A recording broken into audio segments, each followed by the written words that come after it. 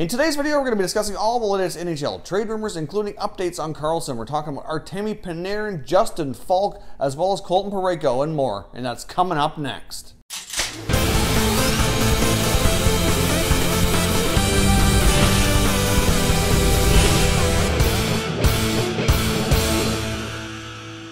Hey everyone, and welcome back to another video here at Top Shelf Hockey. If you're new to the channel, thanks for stopping by. We review and discuss all 31 NHL teams. So if you're a huge hockey fan, consider subscribing and clicking the bell so you don't miss anything. So as I mentioned off the top, today we're going over all the latest rumors. Obviously right now we're past the point where free agency's basically died down. We're kind of heading into that more of that peak trade season. Obviously there's a few big names kind of floating around the market. It seems to be kind of holding things up. Obviously, a lot of people want to know what's going on in Ottawa, what's going to happen with Karlsson. Are they going to sign him? Are they going to trade him? Like, what is going on? There seems to be a lot of confusion right now. A lot of teams seem to be getting frustrated with General Manager Pierre Dorion. Obviously, we've heard all kinds of talk and chatter about the talk with Tampa, with Dallas, with Vegas, all these other teams kind of inquiring, trying to figure out if they can make a big acquisition here. From day to day, the rumors seem to change. The team that seems to be closer to making an acquisition seems to be the front runner changes by the day. We've gone through periods of time where it looks as though Vegas was going to be the team getting it done. Then we went through a couple of days where it looked like Dallas was a front runner. Lately, we've been hearing Tampa. Then with Tampa, we've been hearing that obviously they need a third team involved because they need to be able to dump salary to take on a potential extension for what he's going to want. There just seems to be all kinds of stuff up in the air, and basically now we're at a point where the rumors are at a standstill. What we're actually hearing out of actual Ottawa reporters now is that don't expect anything anytime soon. This is a complicated deal. They're holding their ground. They're waiting for the best offer, and that they just haven't really felt comfortable being presented with those types of offers that they feel they can get this done. Like with Vegas, they're hesitant to include Cody Glass. With Dallas, they're hesitant to include Miro Heiskanen. Obviously, they want back top value, like a top prospect that they can start rebuilding around. And obviously, that hasn't come to fruition yet. These teams are reluctant to do that. So they kind of are holding still. Now, if you think back to a while back here, about a season or two ago, when the Avalanche were looking to move Matt Duchene, a lot of teams, a lot of general managers, you've heard it all around the league, the frustration with Joe Sakic on how he was reluctant to make that move because he was waiting for the right deal. Well, you know what? Look what happened there. He waited and waited and waited. Obviously, it ended up being with the team that we're talking about today, but he got a great deal. It ended up being a three-way deal between Ottawa, Colorado, and Nashville.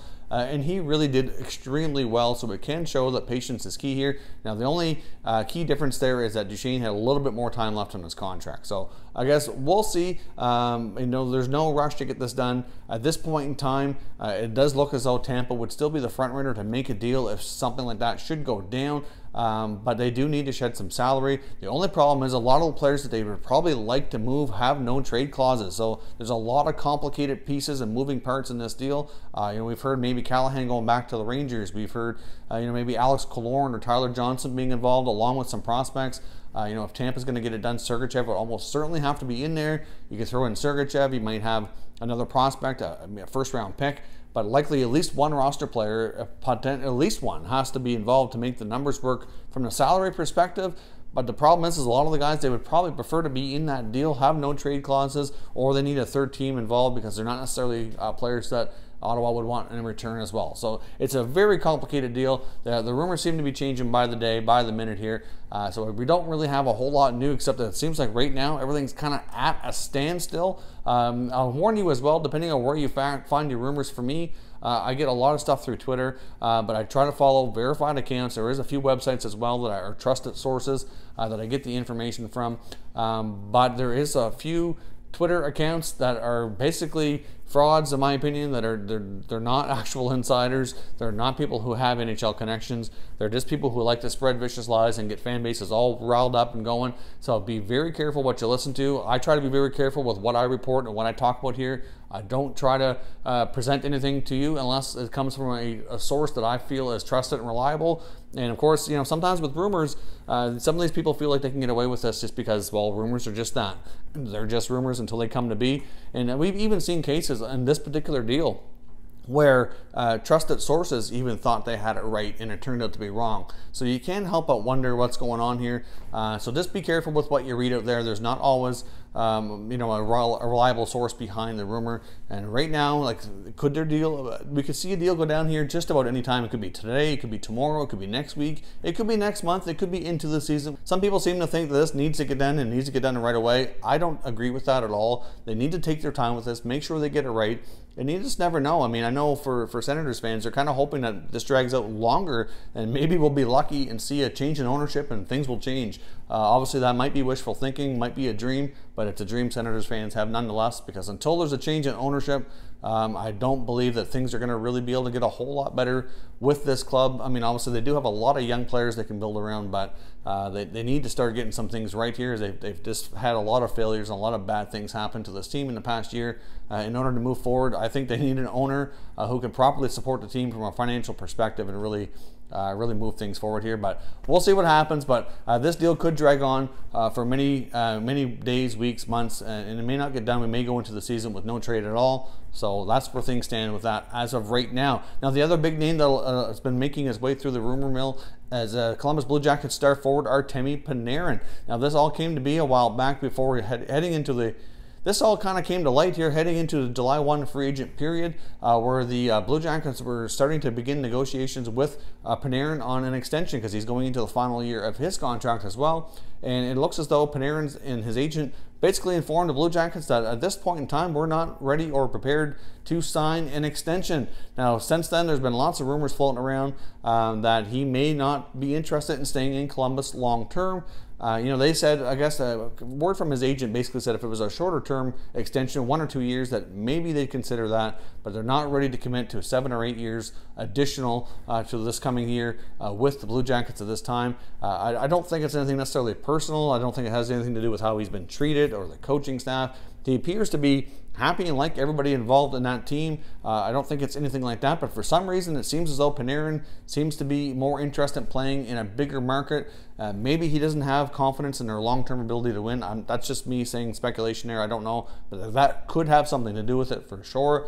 Some of the speculation from some of the bigger name reporters, though, seems to think that he wants to play in a warm destination that's near an ocean. So obviously that kind of puts us in a few different markets. I know he's one of the teams that's been talked about a lot is the Florida Panthers, maybe some of the California teams. I've even seen a comment from one of the fellow viewers. I'm not sure if they're a subscriber, but a viewer for sure on the channel left a comment here, and it kind of made me think a little bit maybe that when he left Chicago and he was traded, he said that there is belief that the Blackhawks advised him that when he became a UFA that they would attempt to re-sign him. So, you know, could he possibly head back to Chicago? I don't think they could make another trade. I think with their cap situation and what Columbus would want back, I don't think we could see just another swap of Saad for Panarin.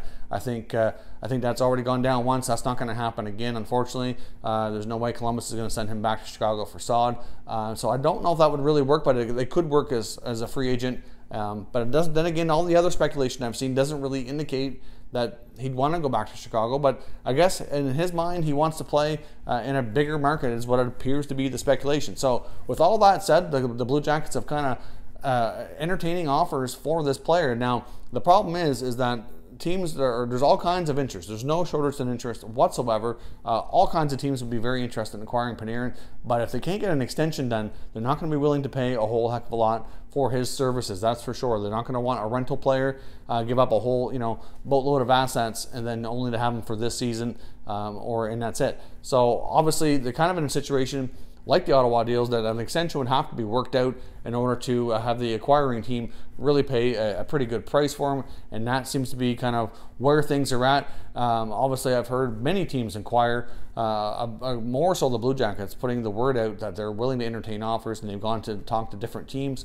But, could you see Panarin going to a team like Florida? Now, one of the trade propositions, this came from a Florida reporter, wasn't necessarily saying that it was a rumor that it was being talked about, but just a proposed deal from his perspective that maybe the Panthers would be willing to give up one of their top prospects in Hendrik Borgstrom. Obviously, they have a pretty loaded lineup up the middle in their top six. They're pretty solid right now. Maybe they'd be willing to give up a youngster like that in a package to acquire Panarin in Florida. Now, based on that right now, with everything that the Florida Panthers have done, they may have a tricky time with their salary cap situation here soon, depending on what Panarin's going to want for an extension, because he's going to be looking for some big money because he's done really well, put up some excellent numbers. As far as the California teams, could he be a fit in San Jose? San Jose is one of the teams that was trying to bid on Tavares, fell short, looking to do a big splash, a big move here, and obviously they probably would be the most likely. I don't see the Kings being a player in that sweepstakes, and you could argue that I'm not really sure the Ducks would be able to pull that off either, but I think of all the California teams, the Sharks would be the best position. Now, I don't know necessarily that he'd want to do an extension and play there long term, but based on what was being reported that he wanted to play in a bigger market, near warm weather, near the ocean, that type of thing, maybe that would be a fit. I could see them at least inquiring and seeing where things are at. But as of right now, we don't really know for sure what's going to happen with Artemi Panarin. But if you're a Sharks fan and you could work out a deal to acquire him and have him sign an extension, would that be something that you'd be interested in and want to see your team proceed with here? I had a lot of comments here in the question asking me about Colton Parayko. He's a player that's kind of been mentioned a little bit in trade rumors now. The only area I've really seen this was around the NHL draft. It was mentioned in the 31 Thoughts column and podcast from Elliot Friedman that there was some whispers going around that Colton Parayko might be a player that St. Louis would be looking to move. Based on my analysis of that team, I don't see why they'd want to trade him. If you look at their D-core, they have some guys that are coming up the contracts at the end of this year, like Jay Bouwmeester's a good example. He's getting up there in years. He's had some injury problems. I would think they likely don't re-sign him. Parayko is a player that is under contract for a good number of years at a pretty good value for what you get from him.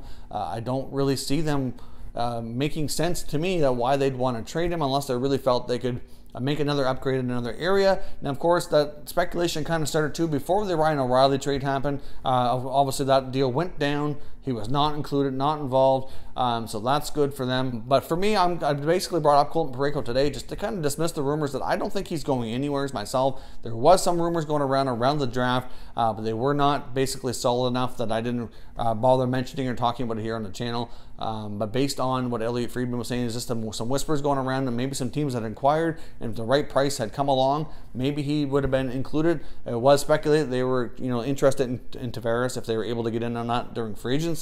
And if that didn't work, that they were going to try the trade route to upgrade another center ice position, which ended up being O'Reilly instead. So obviously that's all been worked out, and he was not packaged up to get that accomplished. Now, would they have done that? Maybe, I guess, if the right price coming back, but Colton Parayko doesn't appear to be going anywhere. So for those of you that have been asking a lot about him, personally, I would dismiss those rumors, and I'd say he's going to be staying with the Blues longer term, which would make a lot of good sense. I mean, if you look at where he's at on their depth chart with their D, as a right shot defenseman with good size, puts up decent production, has a pretty good contract for a number of years. So, I mean, you could see why there'd be interest, but you could also see why they'd want to keep him longer term here. He's one of their younger guys as well in the back end. So personally, I don't think he's going anywhere. So I just wanted to bring him up and discuss that since it's been commented so much down in our comment section here in a few of our other videos. Just kind of wanted to dismiss those rumors. I don't think he's going anywhere myself. Now, lastly, we're going to jump over to the Carolina Hurricanes, talking about Justin Faulk. We've talked more about Jeff Skinner than Faulk really over the last number of days and weeks here with all the rumors floating around. I have come across some reports that perhaps some teams like the Blackhawks or the Red Wings would be quite interested in Justin Faulk. Speaking of Elliot Friedman, some of his speculation that he's discussed here in the past couple of weeks, he's the one that mentioned Detroit possibly being interested in Faulk, and he mentioned it a second time, saying that it hasn't gone away. It still appears to be there. Now, obviously with Detroit, they do have some older players like on the back end, especially where they just re-signed Mike Green. Faulk's a little bit younger, quite offensive. He certainly can be a power play quarterback. I think there's a lot of potential there. Carolina, and this is another reason I brought Justin Faulk up again today, is that it's another guy that I've had a lot of comments on. Is it possible that Justin Faulk could end up in Detroit? I certainly think it is a remote possibility. I wouldn't think that they'd want to trade Evgeny Svechnikov myself. I mean, he's only been in the organization for a short time, mainly played at the AHL level. But one rumor that I did see, and it was really just a kind of a speculation, of would they possibly consider moving him to go to Carolina to be with his brother in return for a player like Justin Faulk? They may have to include more than just Svechnikov, where he's not really established as of yet, but he is a promising prospect. So could we see something like that go down? It is possible. As we know, the Hawks could use a right shot defenseman. They do have Adam Boqvist that they drafted. He's going to be coming up, but he likely will be one more year away before playing. He did sign his entry-level contract, but he is going to be playing another year of junior before he comes to the NHL by how things look so far. One report I did see out of Chicago was that the asking price for them to inquire on Justin Faulk was they wanted to send Brandon Saad to Carolina. That's what the Hurricanes were looking for in return. Personally, I might do that deal, but it didn't seem like the Hawks were overly interested. They wanted to kind of keep Brandon Saad in the mix there. After bringing him back for Artemi Panarin, I know he didn't have the greatest season last year. He could certainly bounce back and have better production this year, but they didn't seem to be too eager to make that deal. But that was the deal that was reportedly discussed, was Justin Faulk for Brandon Saad. So if you're a Hurricanes or a Hawks fan, how would you feel about that deal on either side? Personally, I kind of think it would be all right myself. I think actually, in fact, if I was Chicago, I might expect to give up more based on Saad's production being down a little bit, whereas, you know, Faulk's a right-handed offensive defenseman, which is kind of in high demand here. So, I don't know. I mean, personally, I think it's a pretty good deal, but obviously Chicago didn't seem to be too keen on that. So let me know down in the comments what you think of that deal, especially if you're a fan of either of those teams. Now, if you're new to the channel here, I hope you consider subscribing. We cover all 31 NHL teams. There's plenty of content here for all hockey fans to enjoy. So if you're new, hit that subscribe button. If you like this video, make sure you hit the like button as well. I'd appreciate it if you did. As always, thank you very much for watching, everybody. We will catch you next time.